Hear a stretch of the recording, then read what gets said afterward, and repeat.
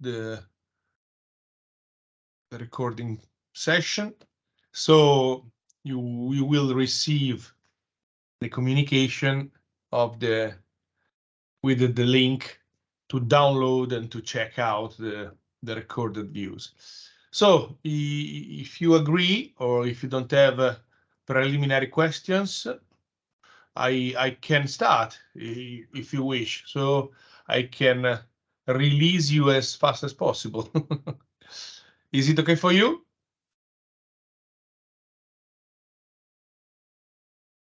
Yes, thank you. Okay, thank you, Ilgin. Well, then let me share the presentation, despite I can't see it. Why don't I see it?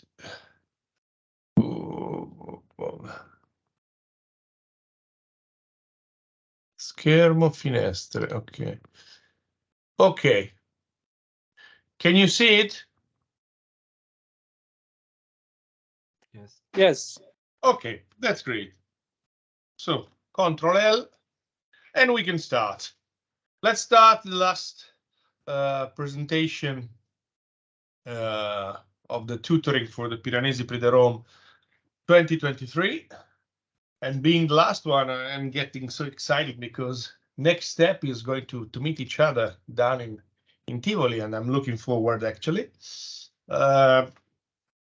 Today we're going to talk about some projects and some example of something that has been built through last years that can guide you, not because we want you to copy or to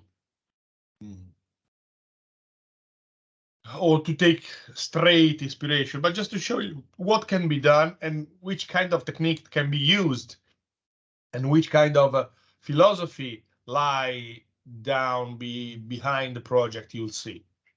So the first one, the first chapter has to do with truth. Verità is the Italian word for truth. When working in an archaeological context, the main theme is the recognition and measurement of the distance that exists between what is seen and what is not seen. That is, between the visible ruin and its original absent state. So basically, the process you produce anytime you see a ruin, it should be the one of mentally reconstruct the overall building at the moment absent because of time, because of earthquakes, because of all that reason that turned the architecture into ruins. I've already told you about this temple and about the fact that this was a Roman temple from the 3rd century after Christ, and then in the 18th century, a church settled inside. But what was the truth of this building? Is the temple? Is the church? Because obviously the temple was formerly there, but the church is there as well, and is still a monument. So what is the truth of this building? And is the truth representing the correct layer? If you look at those images, the layer of the city changed through centuries and raised. So anytime you look at a building or at a ruin, you always have to consider all the layers that defined the actual situation. And this is the situation of that building I showed you at the moment, where all those steps fill the gap between this situation and the ancient layer of the city and the actual one, that is the recovering of the Roman layer of the city. Here there are some other building, and I'm not going to spend much time in that because I talked about this building formerly, so I'm not going to bother you too much. So we can after reminding you this idea of truth, this topic of truth of a building, Let's move to paradigms. Paradigms are some kind of examples that could be paradigmatic, as the word says, for your behaving inside an archaeological context. Some of them are pretty known. So the way we intervened into the Parthenon, into the Colosseum in Rome. So the restoration that we had on this spur of the Parthenon, of the Colosseum, that rebuilt it some part, at the same time fixing the collapsing state of advancement in the building in itself. That is now the proper image of the Colosseum. But we can talk about the same of the Archus of Titus. That is this one. I guess I've already told you about that again, but here we have something that was missing because of, you can see in these engravings and in these paintings, and to recompose the original state of the arch, that is this one, the restorers followed a process that went this direction, on where you can check the possible reconstruction simplified, not to repropose a fake building, but something that can volumetrically suggest the original manufacts. That is this one at the end. Oh, sorry, I'm moving. This problem of the time passing has been one of the most important of the last century. The topic of the time passing and the idea of what should we restore and how we should emphasize the different layers on a manufact, because every manufact is something that underwent lots of changes through history. At least because you need maintenance. Every building needs maintenance. So through maintenance, even if despite the building didn't have any tragic or dramatic changes, every maintenance is very important. One of the great master, and probably you already know about that, in this kind of designing process was Carlo Scarpa, with his masterpiece, that is the Castle of Castelvecchio in Verona. In fact, this castle underwent a lot of restoration processes and reconstruction part that brought to us this final solution. This final solution is a solution that keeps together the ancient castle, a first very large restoration process, that is the one that brought to this facade of the building, that happened in the 20s of the last century, so kind of 100 years ago, and a third restoration project that happened 60 years ago, no, not 60, sorry, 50 years ago, more or less, from Carlo Scarpa. In fact, you can see the original layer. You can see the restored in the 20s layer, the restoration from the 20s, and you can even see the restoration from Carlo Scarpa from the second half of the last century. Here everything is pretty clear. In fact, you have the original building, the 20th restoration, and the Carlo Scarpa restoration. In the roof, this is pretty clear. Original building with even the climax beam over there, the project from the 20th of the last century, and the project from Carlo Scarpa with this insertion that was due to the museographical needs.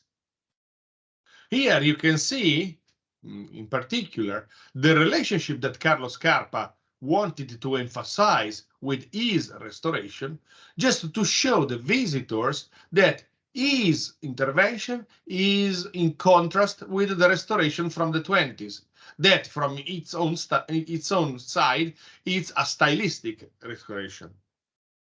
Here you can see even better those arches, very Byzantine somehow, and anyway from the restoration of 100 years ago, and the Carlo Scarpa restoration, where you can strongly recognize that the shape of the vaults, of the openings, didn't fit exactly with the shape of the new windows frame.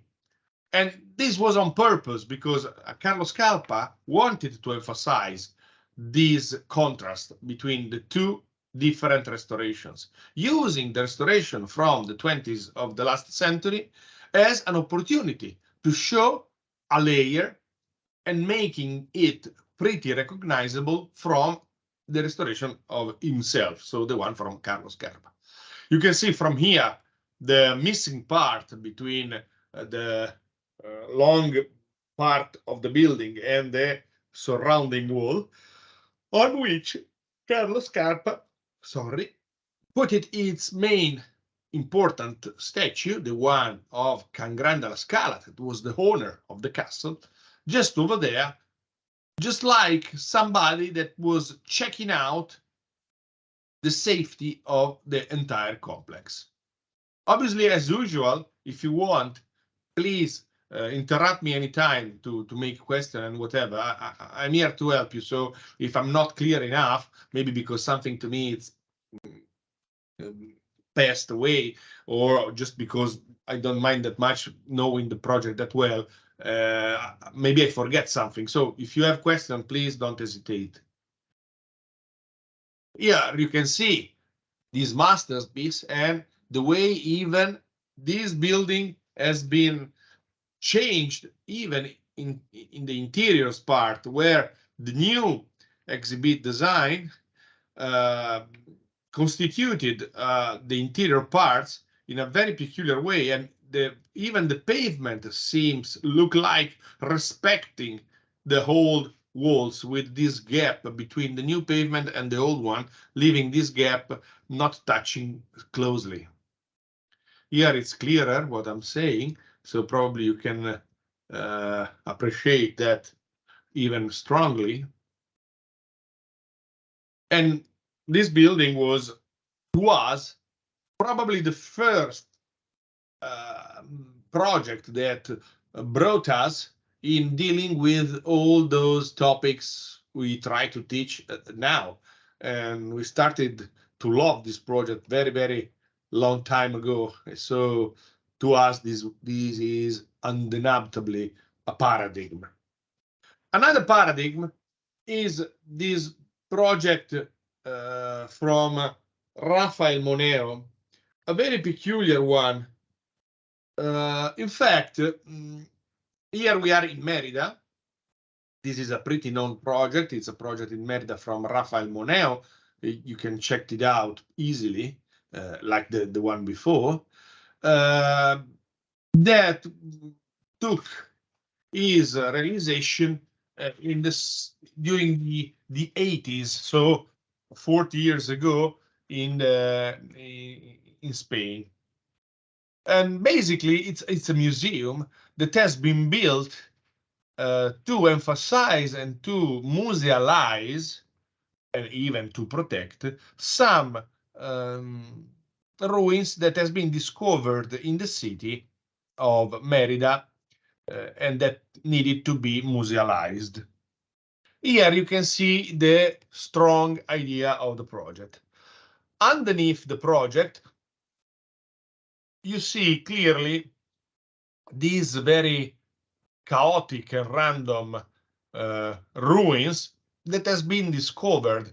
To be clearer, the Roman ruins are the ones that are inclined.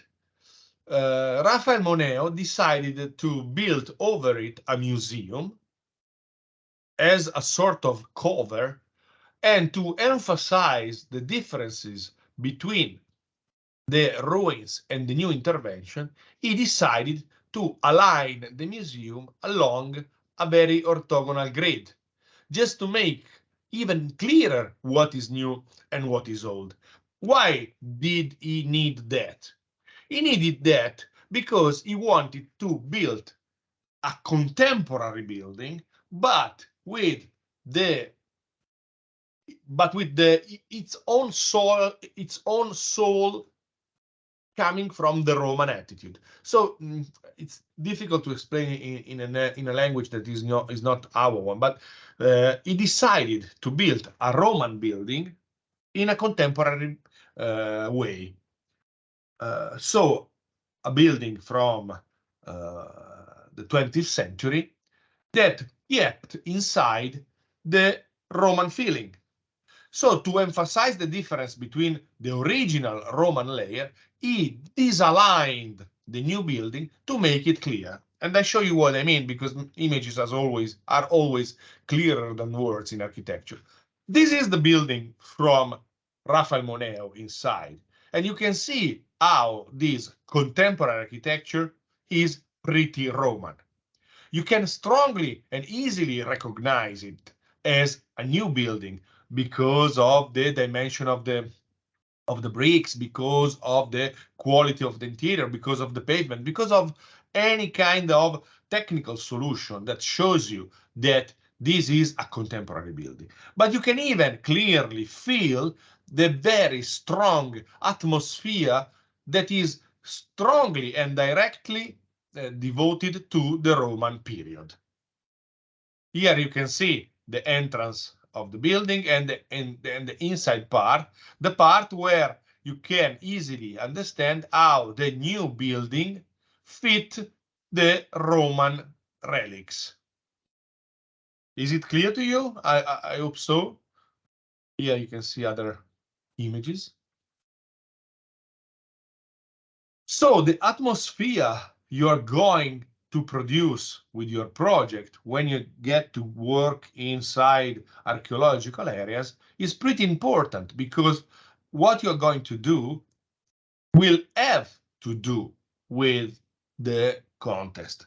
Because designing in archaeological areas is most of all what architecture is. That is, designing according to the context. It is not necessarily said that the according to the context means to make something that reminds you formally, materially, the original building, but has to deal with the context and take it in consideration with his own approach. Other picture of the building.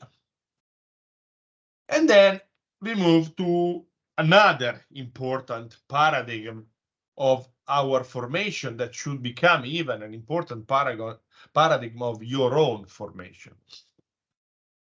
This is the theater of Sagunto. The theater of Sagunto was extremely important to all of us. In fact, is a Roman theater pretty close to Valencia in Spain again, that has been rehabilitated, I would say, but let's say restored, even if it's not a proper restoration, by Giorgio Grassi, a very important Italian architect, during the 80s, more or less the same period of the project of Merida from Moneo that I just showed you. What was the idea behind the process applied by Giorgio Grassi? The idea was, okay, we have the situation we can find in the left image. So a theater, a recognizable theater that is missing some important parts of the original building. Giorgio Grassi wanted to build back the typological idea of the Roman theater. So basically, he needed to rebuild the scene, the very huge scene, and also to rebuild the connection between the scene and the seats. The seats are pretty clear because are the one you can see, while the scene is completely disappeared. But he didn't want to rebuild the building with the same decoration like a restoration of the original one. He decided to build the building, the intervention, only from a volumetrical point of view, just to give to the visitors the impression of what an ancient Roman visitor would have had visiting that place. So the volumetric idea, so the quality of the space that a Roman theater would have recreated. And this is the final project. As you can clearly see, apart from the material recognizability of the building because of the materials, you can even check out how all the decoration part is missing. The reconstruction of the building is a kind of extrusion of what that building would have been, without any kind of suggestion of a restoration of the building. So this cannot be understood as a restoration. Is a rehabilitation or a volumetric reconstruction. We used to call it a typological reconstruction of the Roman theater, not a reconstruction of a Roman theater. And here you can see how Giorgio Grassi succeeded in his will. In fact, he recovered part of the steps for the audience, and he extruded all the building that would have constituted the former scenery building.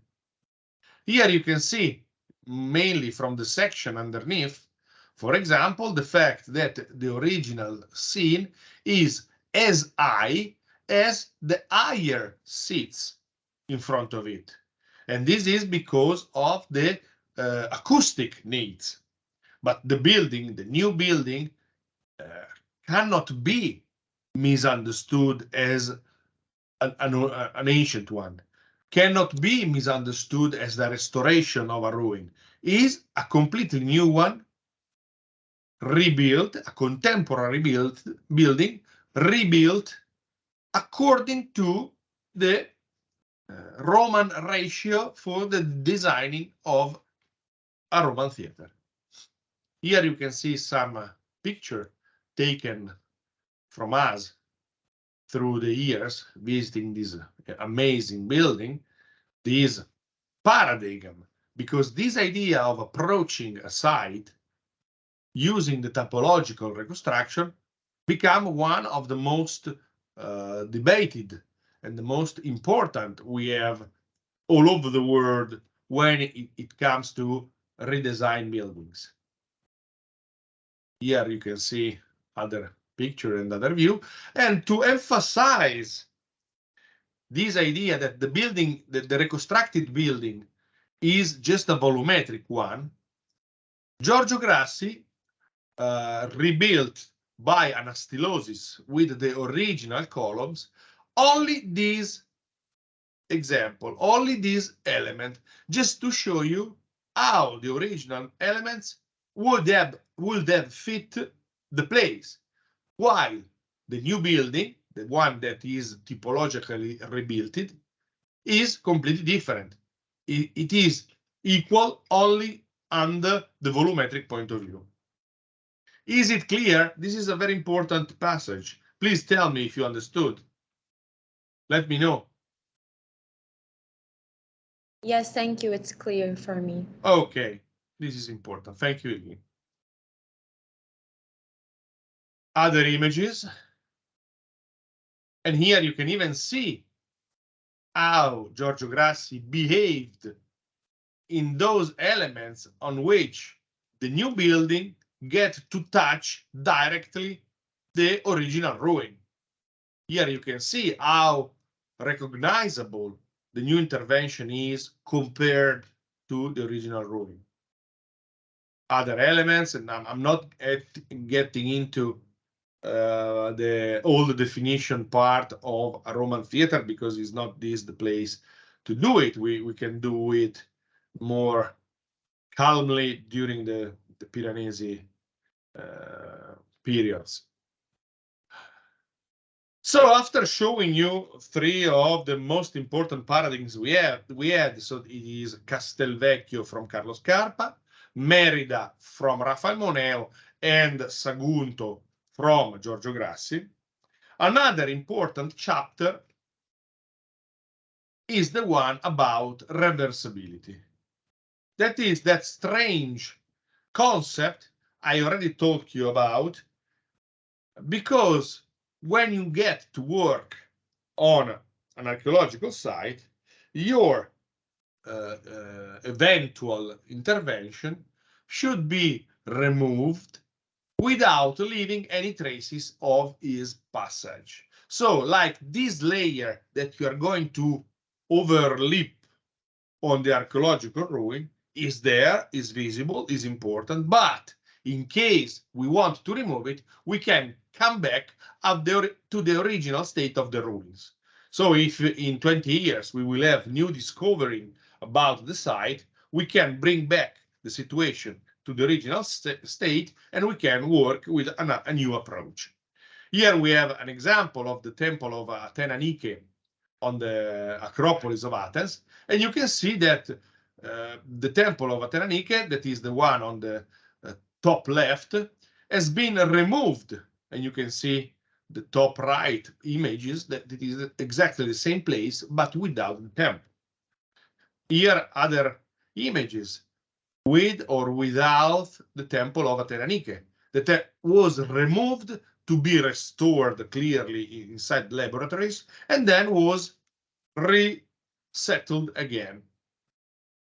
But again, reversibility is something that can be debated. If you look at this engraving from the 16th century, you could see how the Parthenon inside the Acropolis used to be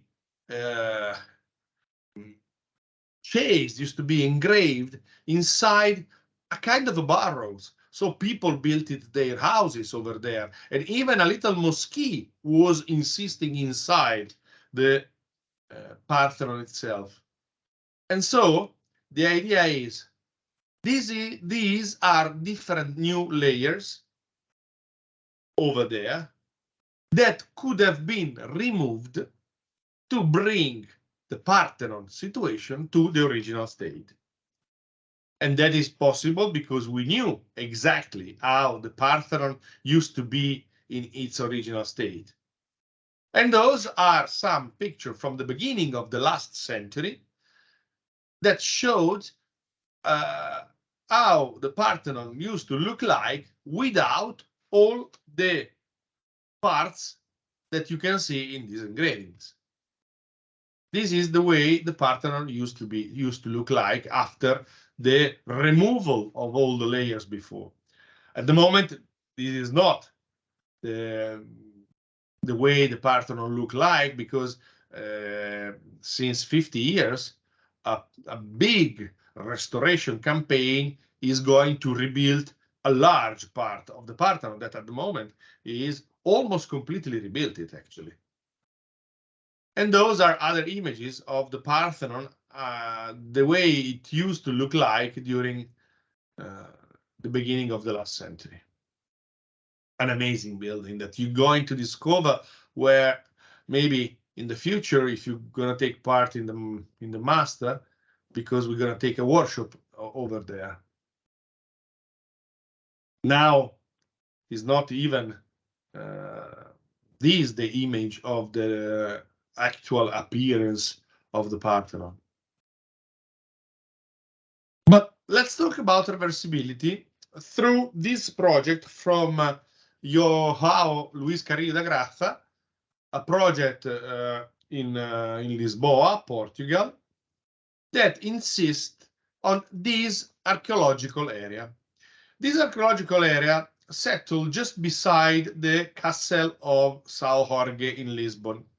And this archaeological area, as you can clearly see, when Carrillo da Gracia was asked to propose his museographic intervention, this area, I say, was not accessible, not properly protected, and not even understandable, because if you look at this, you don't understand that much apart stones lying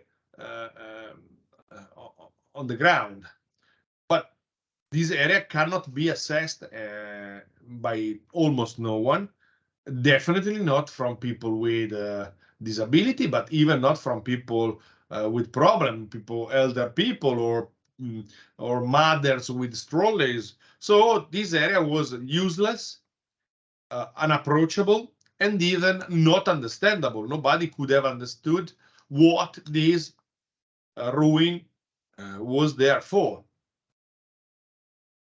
So, starting from some working models like this one, he reconstructed the situation, and through the helps of the archaeologist, he found that this area used to host two Islamic houses from the 11th century, so pretty ancient one.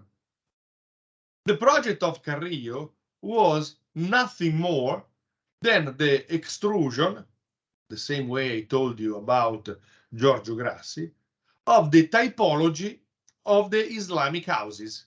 So a courtyard house with all the environments opening to the internal courtyard, but without having any will of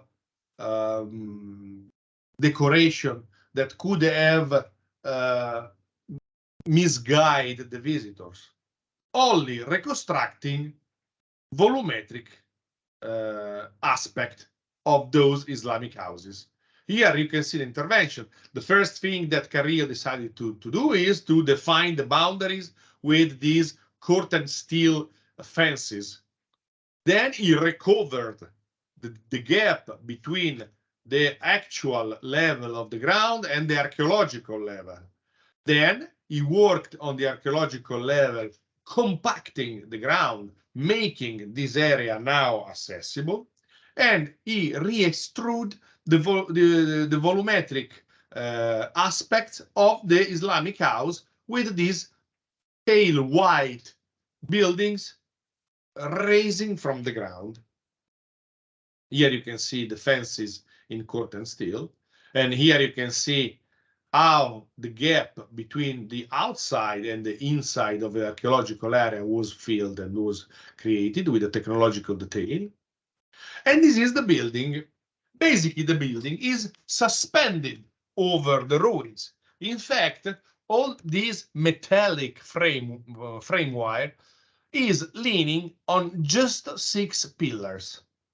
Just 6 pillars that keep all the building standing.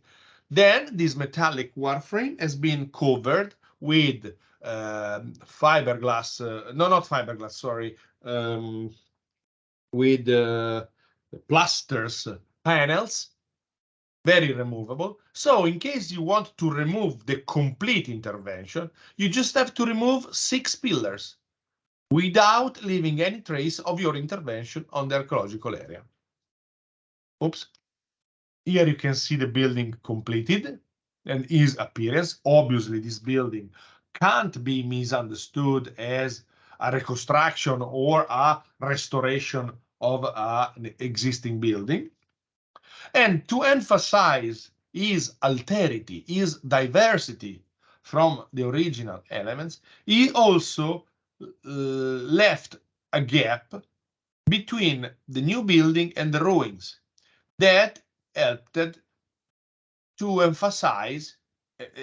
in emphasizing this diversity and even creating a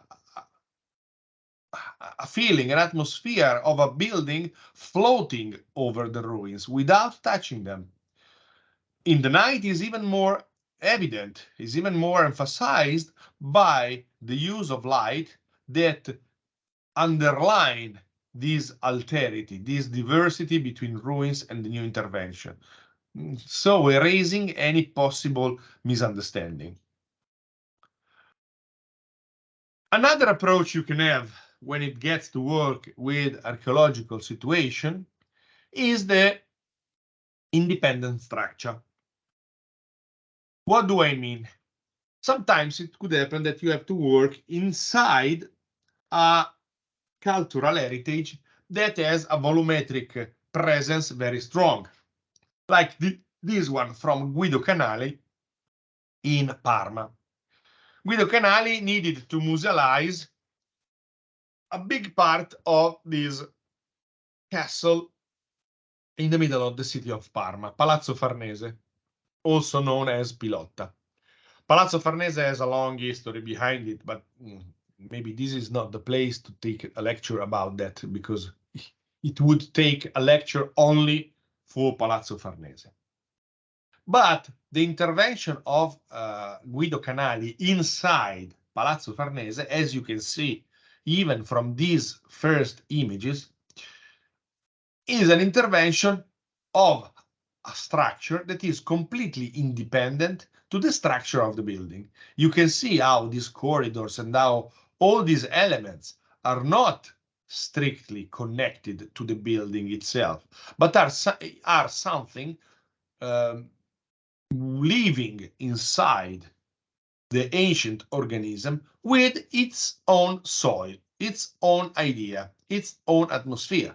You can even see this amazing hall where the museographic setup, where the exhibition setup is completely independent from the original structure, showing you how the new organism is living inside the old one, creating a dialogue, creating a strong dialogue, but both of them are independent one to each other.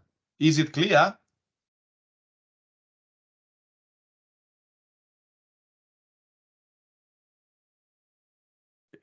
Is anybody out there? Is it clear, this concept of independent structures?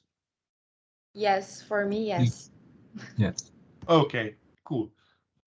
Here you can see other images of this setup, even more clear of the relationship.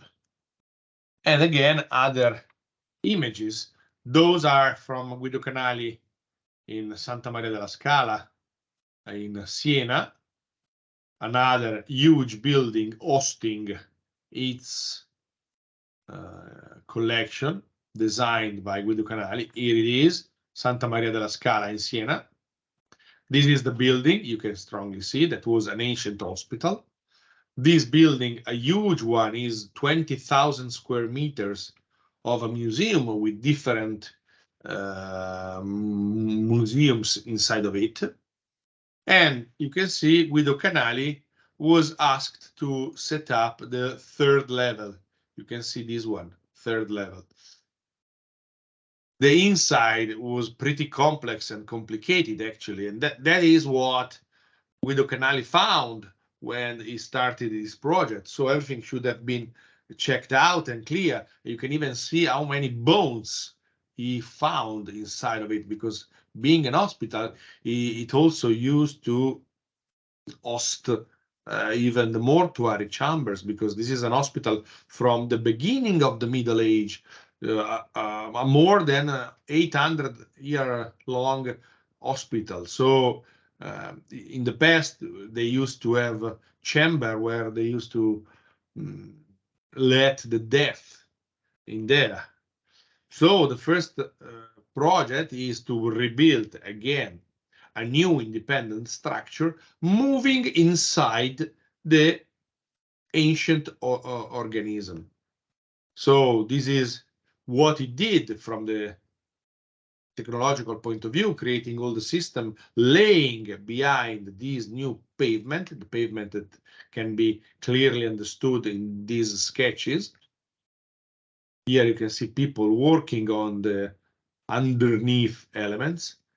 And on the left side, you can see the layer of the system, and on the right side, you can see how this area was finished with the new pavement that is suspended over all the system that in this way are hidden to the view of the visitors. And again, the original building, the ancient building, is the setting on which the new structure, the new independent structure, lives inside, and that use it as a background. So the brand new setup, the new interior design, is completely independent to the old one, using the old one as a background. You can see here some images of this amazing museum. If you can go to Siena, please visit it. Those are some incredible showcases designed by Guido Canali, very technologically refined and very incredibly plastic in their own formal shape. You can see how those showcases seems to float in the air, in the middle of the space. After that, we can start talking about the concept of continuity or discontinuity. So, how a new building should behave compared to the ancient ruin. We don't have a proper and exact answer to that. That means that every building is designed according to the specific needs of the intervention you are going to apply. Here you can see an intervention from Aman Canovas Maruri in Spain at Murcia. Here you can see the square, the main church in the middle, the cathedral, and on the bottom side you can see the new intervention from Aman Canovas Maruri. They had some archaeological findings just beside the church that the municipality decided to musealize. So the office from Madrid was asked to create a museum to musealize and protect the findings over there. Basically, this is the project. A brand new building, keeping in consideration the heights and even the proportion of the building inside. And this new building, over than being a museum, is also a showcase that protects the ruins. This is the aspect of the new building. So in this case, the office decided to keep the discontinuity approach to the site. In fact, instead of using the general and the surrounding materials, using the style, using the openings, they decided to create a very strongly different building to emphasize the new intervention. Here you can see the relationship between the new building and the surrounded one. And then the entrance part, okay, basically it's just a big void that is musealized where the new building express itself in contrast with the ruins. Another project is this musealization of the Arab's Bath of Baza, still in Spain, from Ibanez architecture, where an Arab bath found inside the city. You can see the level of the city and the level of the ruins, and the need to protect and musealize them. Again, in this case, the office decided to create a showcase all around it to cover, protect, and musealize the Arab bath. On the left side, you can see the Arab buff. On the right side, you can see the new intervention and the showcase that cover it. Thanks to a strong relationship between the new building that is pretty clear in these images and its roof letting the light enter, even the archaeology underneath could be requalified through the light entering from the new building. Here you can see the new building that give the access to light in very peculiar situation, in very designed moment, with a passerelle, a pathway all around the Islamic buff, the Arab buff, that give the chance to the visitors to check out the ruin even from different point of views. Here you can see other element.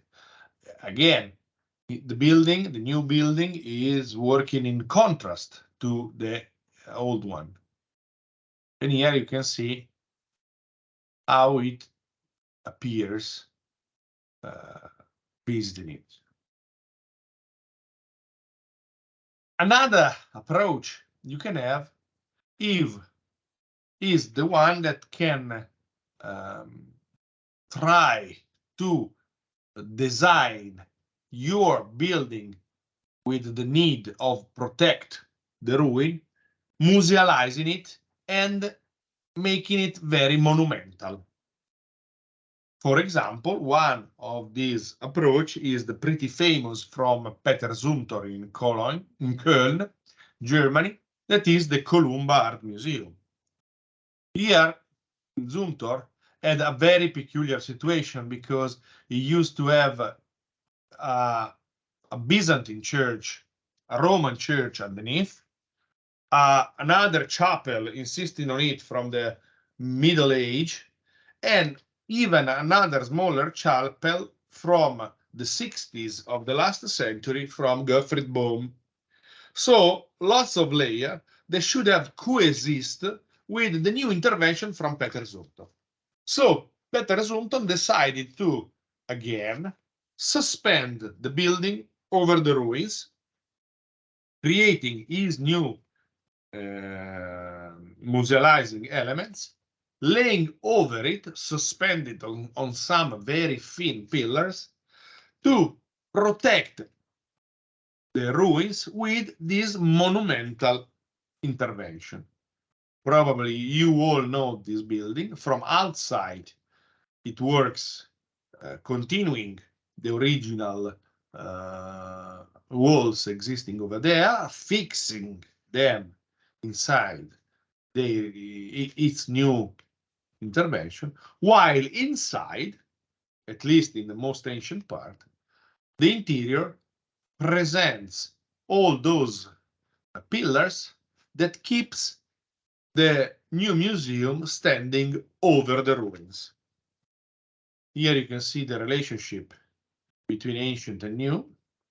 And then we can check this other project, less known probably by all of you, a project in France, is the Bougoun Burial Mounds Museum, where the designer, the Milou studio, needed to musealize and protect some ruins of buildings, churches from the Middle Age period.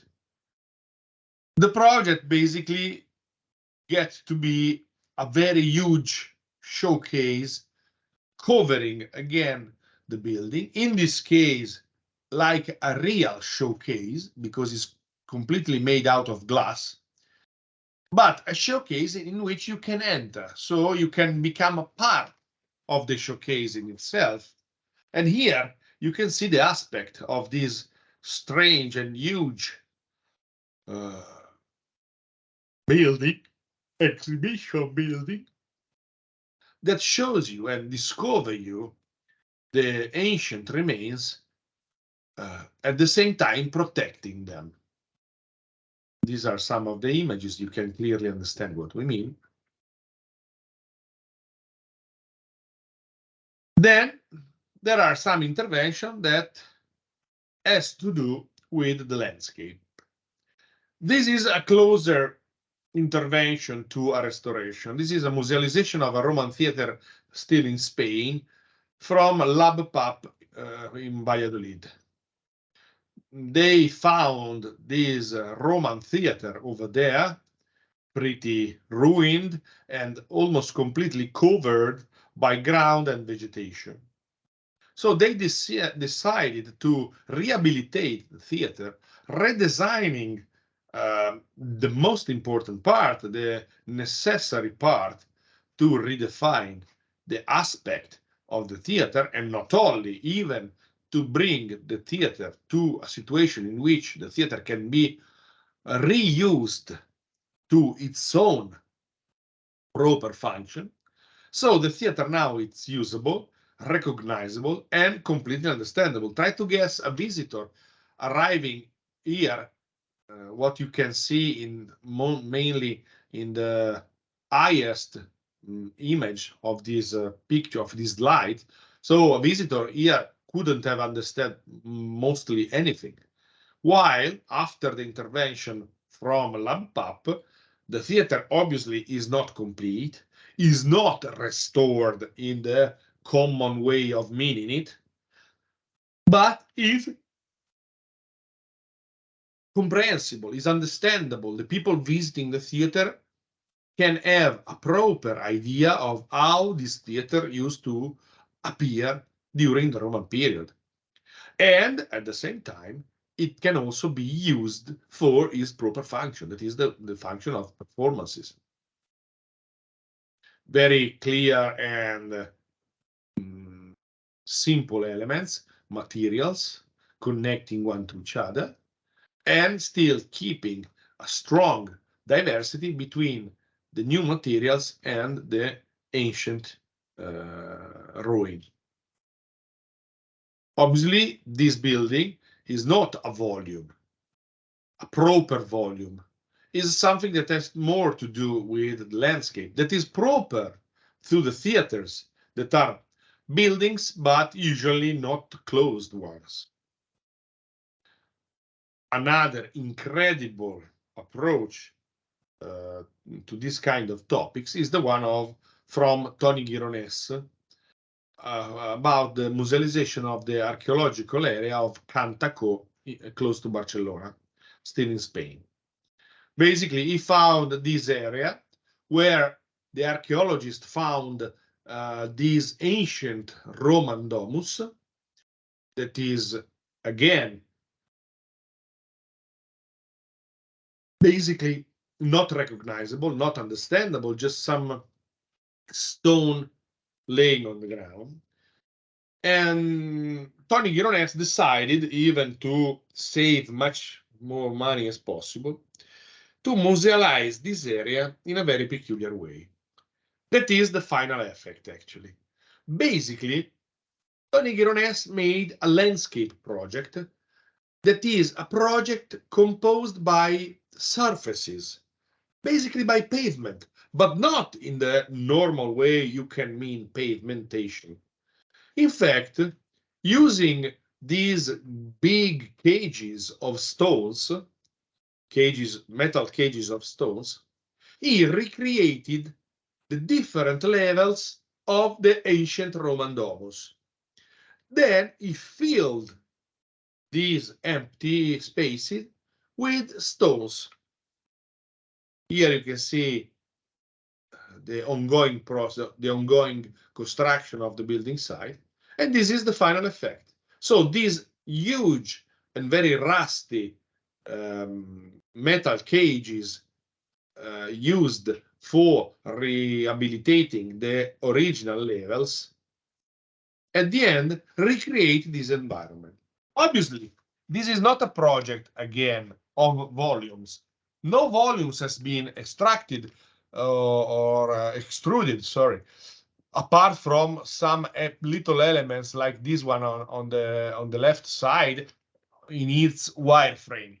But all the levels, all the rooms and environments of the ancient house can be seen in a sort of a reconstruction of the plan, a planimetric reconstruction. Here you can see clearly how the different rooms can be recognized, and with this wireframe metallic reconstruction, you can have even the dimension of the volume, but without rebuilding any volumes. So is a project of soils, a project of platform, a project of surfaces. That is the final effect. Now, contrary to what could have been seen in the ruins I show you at the beginning of this part, the archaeological site is recognizable, understandable, and people visiting it can have the effect of the different rooms in the house without rebuilding any pieces, any volumes.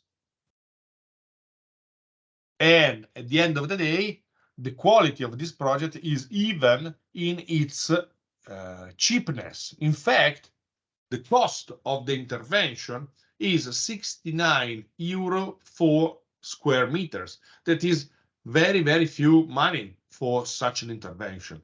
And you can see here how all those new cages keeping the volumes of the rooms are dialoguing with the stones of the ruins in itself. I guess it's pretty clear in the front row of this image.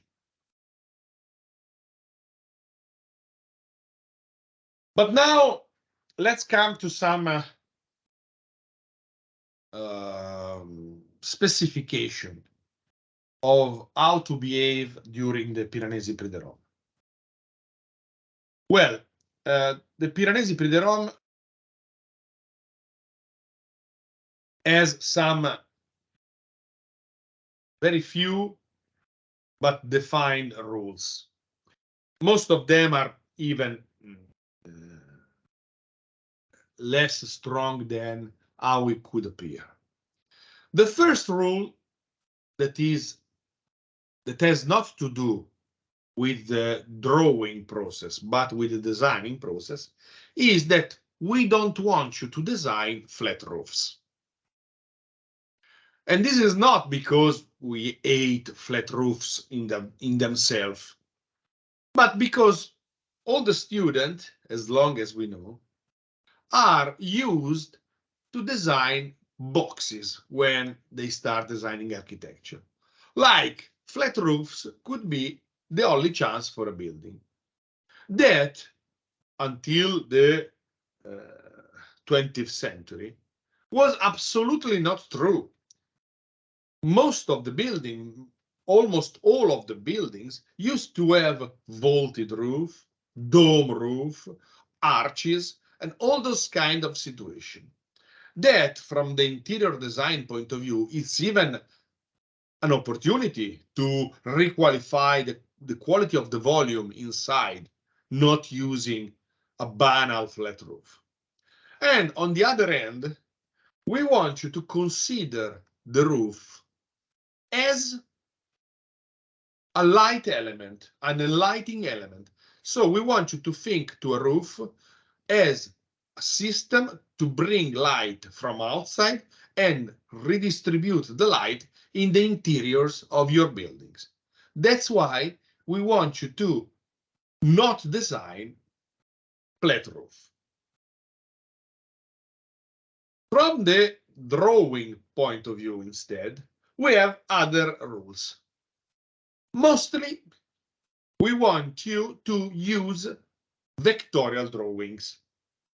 We want you to design something that can be measurable, something that is vectorial, because we know that some of you, most of you, get used to use Photoshop to design. That is something we don't want, because you have to be precise. You have to do a lot with proportion, with dimension. And if you design it easily by using a Photoshop system, everything could be stretched or reorganized the way you prefer. That's why we want you to start from vectorial drawings. This does mean that you can't use Photoshop. No, you can use Photoshop, but only afterwards, only to qualify your drawing, to design the color part of it, to reproduce the texture, for all of those situations, but not for having the design process. Then we prefer you to use drawings that presents black on white with shadows, using the normal edges, but something that can be recognizable, clear, and that is very, very pure. In Italian, we used to say al tratto, that is at track, but the translation is obviously incorrect. You can use photo insertions, but again, even in this case, using scientific process like PhotoScan or the other new software that can help you in doing that. You can use 3D models, but unless you are so cool in mapping the buildings, we prefer you to create 3D unmapped models without any maps on that, just using the volumetric recreation. Afterwards, the tutors that will follow you during the Piranesi period will also teach you a way of produce renders with a very intense atmospheric quality, but using a very little of mapping system. Then you can use also freehand drawing for the final presentation, but only if you are able in doing it.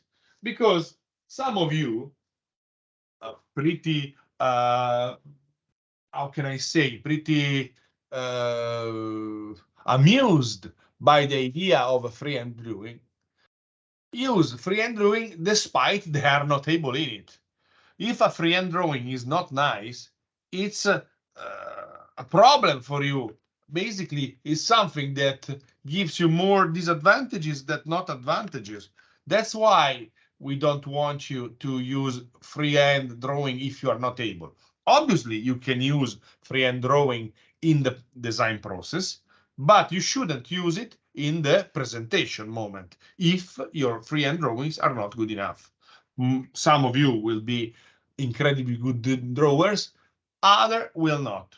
You have to define this in your group with the help of your tutors to check if it is possible to use it or not. Are those rules clear enough?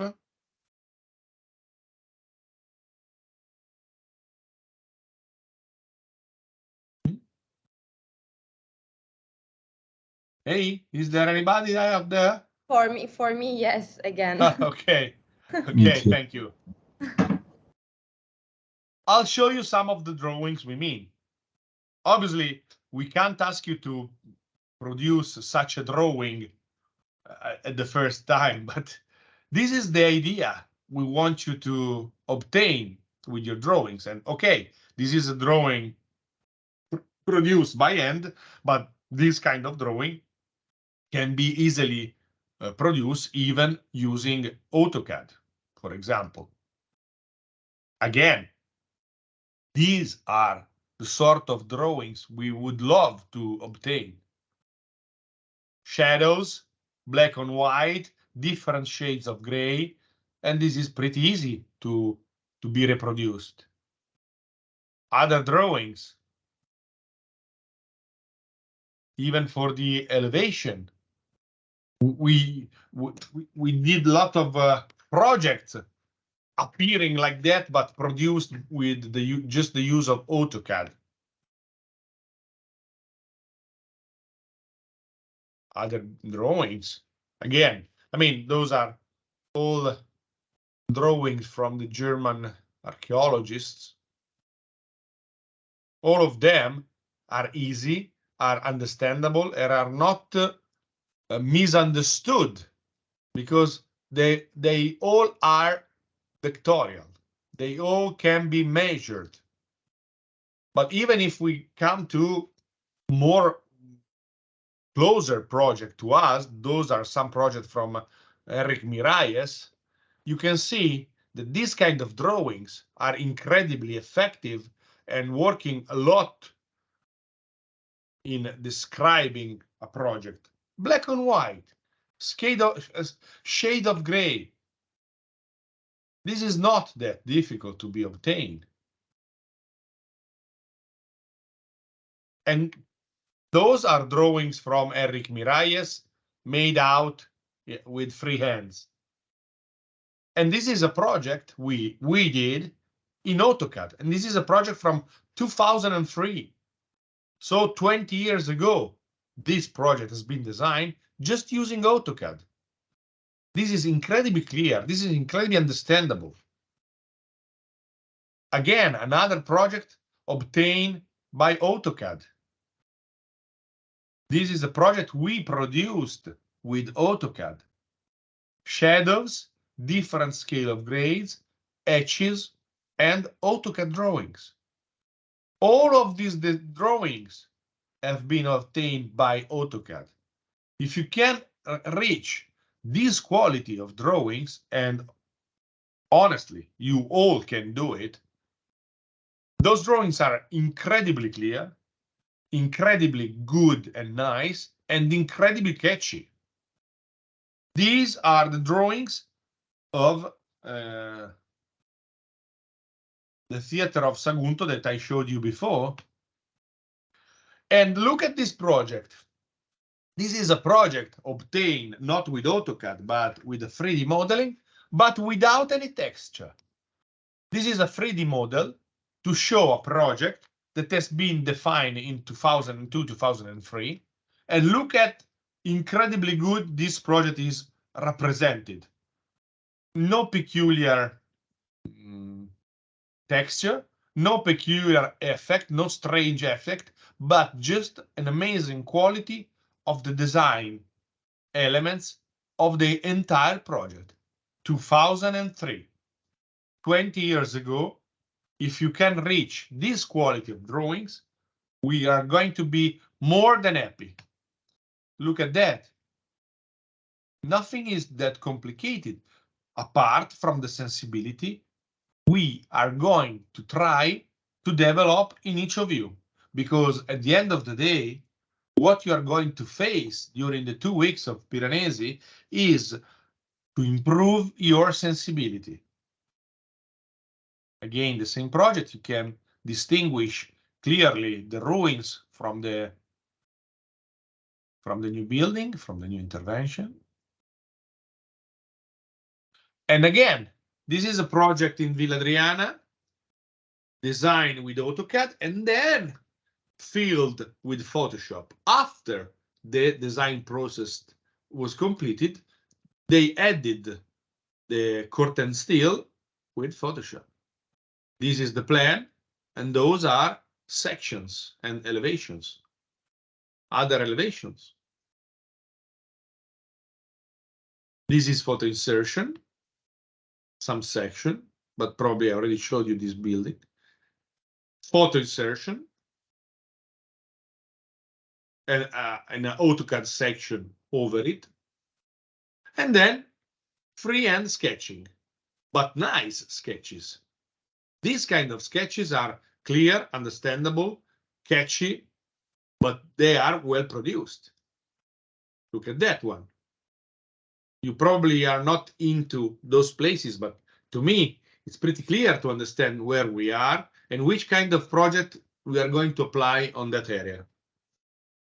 Even diagrams could be used in freehand sketching that could be useful both for the design process and for the presentation moment.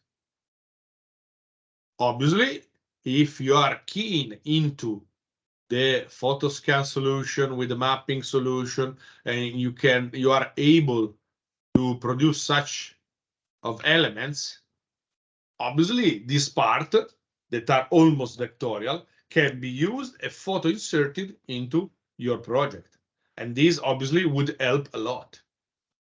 Most of you already had their photo scan inputs through their academic path. Look at that one.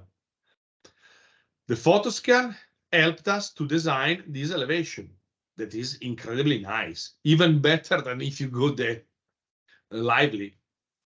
Look at that. This is not a photograph.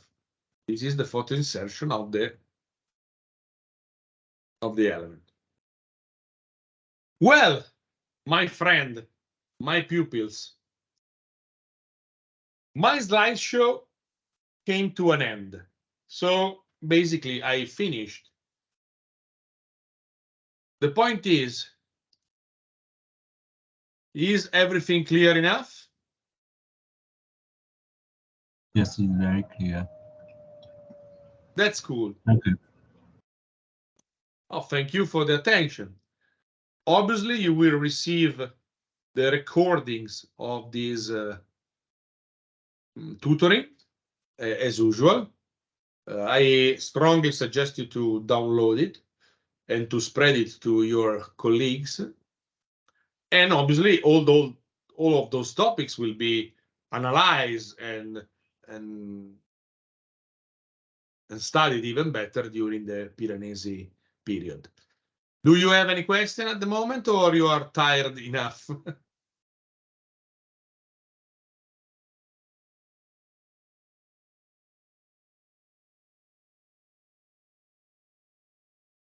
This silence suggests me that probably you're strongly tired and maybe you need time to digest everything that has been said through those 3 appointments we had. Obviously, in case you know how to contact us and to ask for other explanations. And if you don't have any other question, I would stop the recording and I could say goodbye. Is it okay for you? Yes, it's okay. Thank you, Professor. Yes, thank you. Thank you, Yes. guys. If we Thank don't you. catch sooner, we will see on the 21st of August in Tivoli. Looking forward for that. A big hug to everybody. Bye-bye and enjoy your evening. Bye-bye. Bye. Thank you. Bye-bye.